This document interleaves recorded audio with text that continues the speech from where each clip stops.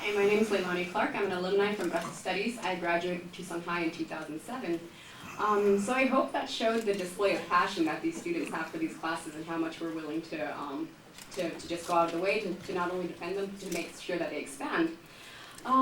Let's see, talks from Petticone that was heard yesterday at the Dragon 3 restaurant about saving the program but not the people. That's going to bring me up to open already without beating around the bush.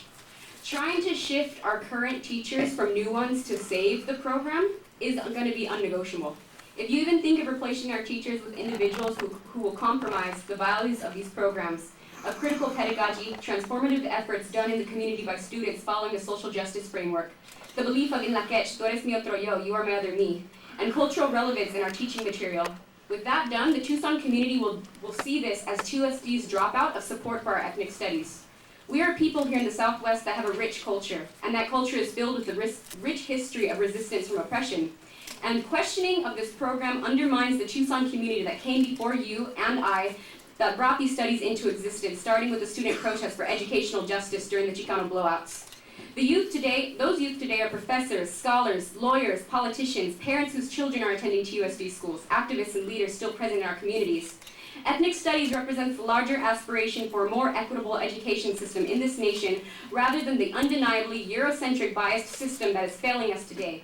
Everywhere you look, you can see the bias in who's graduating and going onwards to higher education and who isn't, quality of schools in different social backgrounds, the logical facts being left out in our history that we can see so clearly with the Texas Board of Education's rewriting of history that took place this year. And you can clearly see the failures. A 56% nationwide push-out rate of Latino youth. And that's a big problem when in your school district there's a Latino youth make up 69% of your student body. And here we have your alternatives. Students who take this district's Raza Studies courses have a 97% graduation rate.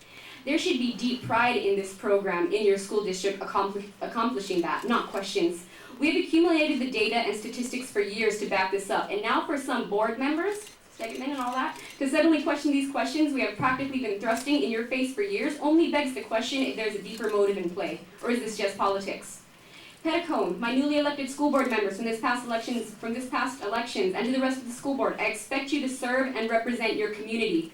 All this minority opposition against ethnic studies, and believe me, they're a minority, they're not part of your community. I don't see any of these anti-ethnic studies folks in my neighborhood. I was born and raised in Barrio Centro. We're here. We got Barrio Hollywood in here, Barrio Anita, Menlo Park District, Barrio Libre, South Tucson. These are your constituents.